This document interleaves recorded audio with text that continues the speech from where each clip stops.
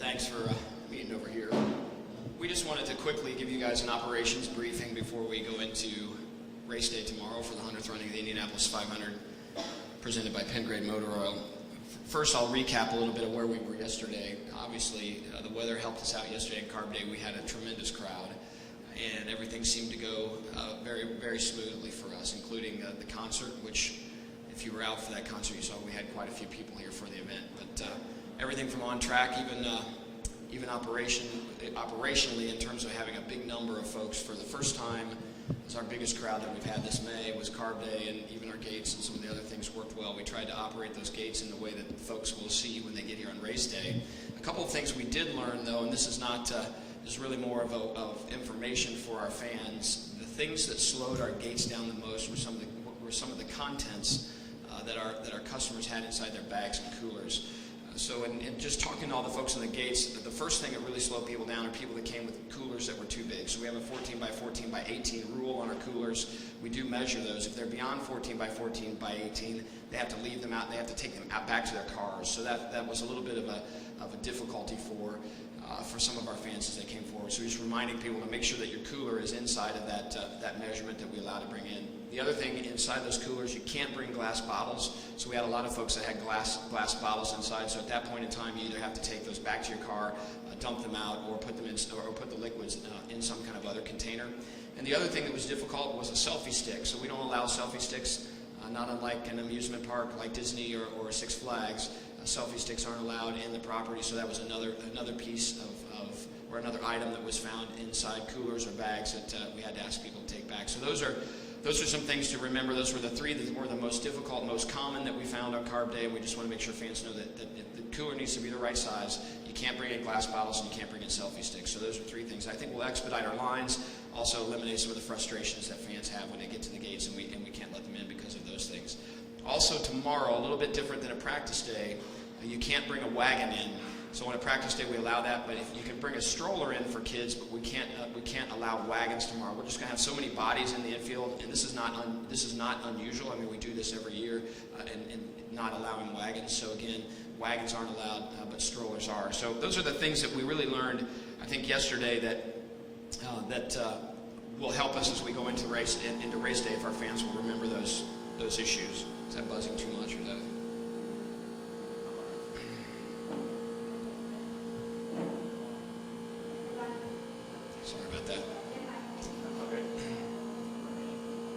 You guys okay? I keep going. Okay, great.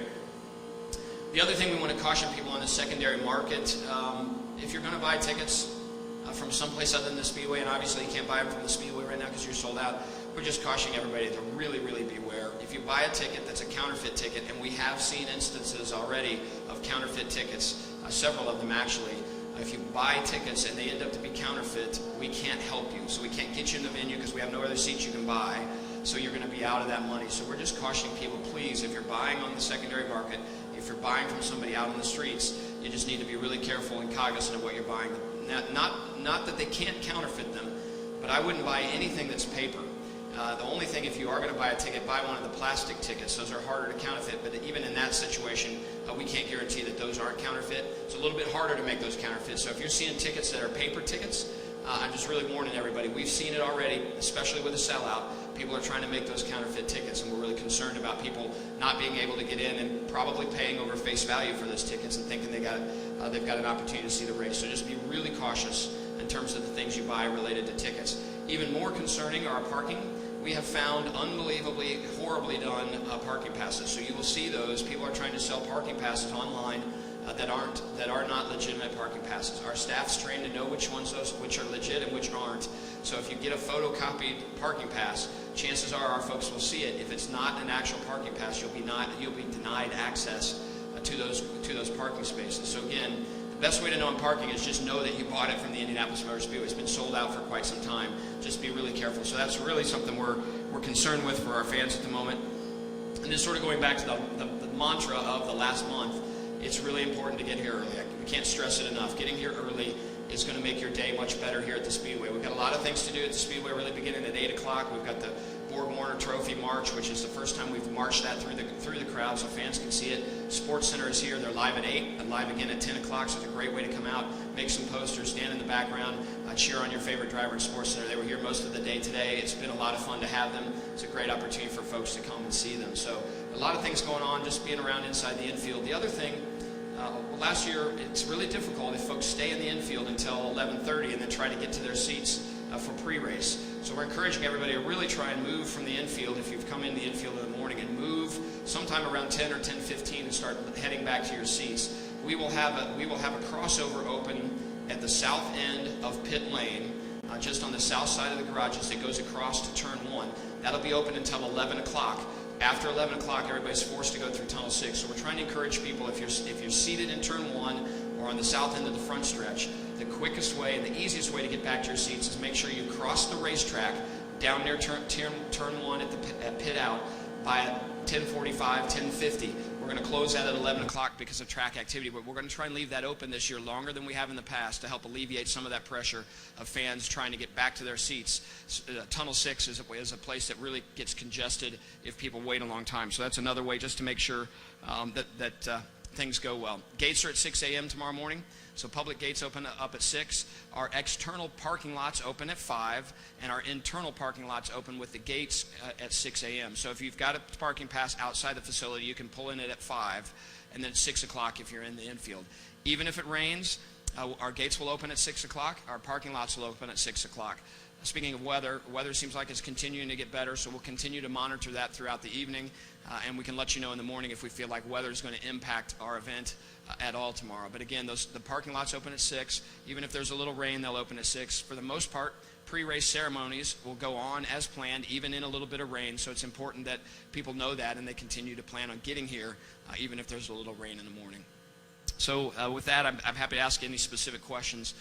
But again, really the biggest things, be early, plan your trip, be really patient. The IMS app is a great way to kind of plan that, so you can kind of take a look at those things. Coolers, no glass, no selfie sticks in your coolers or bags. Make sure the coolers are the right sizes. That's going to help you get in.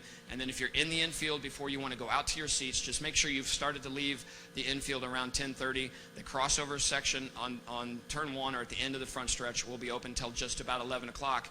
If you're past that, you're going to have to go through tunnel 6, and tunnel 6 gets really congested. So we'd really like people to try and move out of the infield if you're sitting on the outside by 10:30.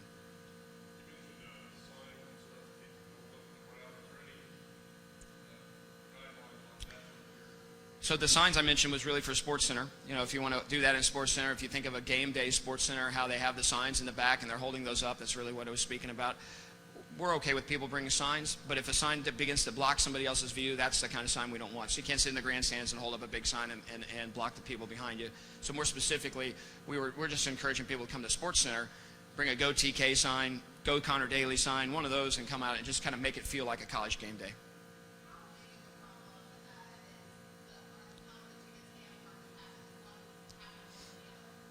Well, it started out we were having more of the parking passes to begin with. I think once we made the sellout announcement last week, we began to see a little bit more of the counterfeit selling. So we've seen tens of thousands of dollars worth of tickets that have been counterfeited in terms of that we've confiscated. So it's a significant problem, and it's one that we really want fans to be aware of. And if it's a paper ticket, I'd be really concerned about buying a paper ticket from somebody. Still be concerned about a plastic ticket, but your chances of that being counterfeited are a lot less than a paper ticket.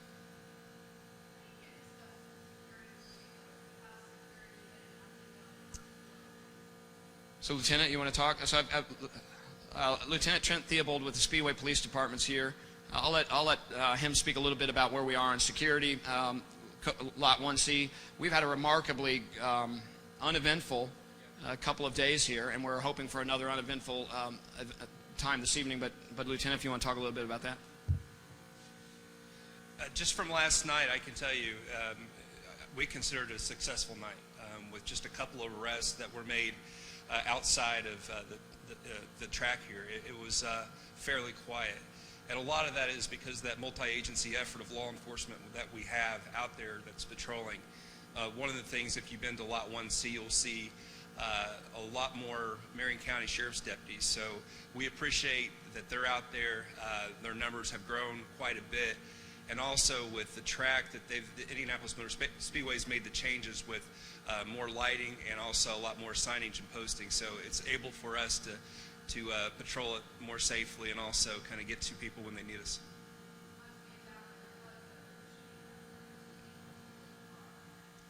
Right, but that was actually up off of 30th Street, so obviously it wasn't on track property or in the town of Speedway, it was on Indianapolis. So Indianapolis Metropolitan Police are investigating that shooting.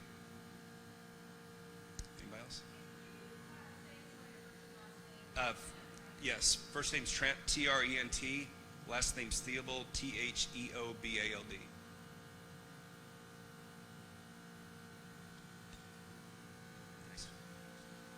Any other questions for today?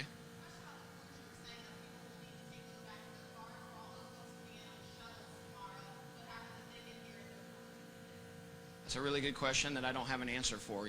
We will get you an answer for that, so make sure you've got that here shortly. It's a great question, but thank you. Sorry, I don't have that answer. Anybody else?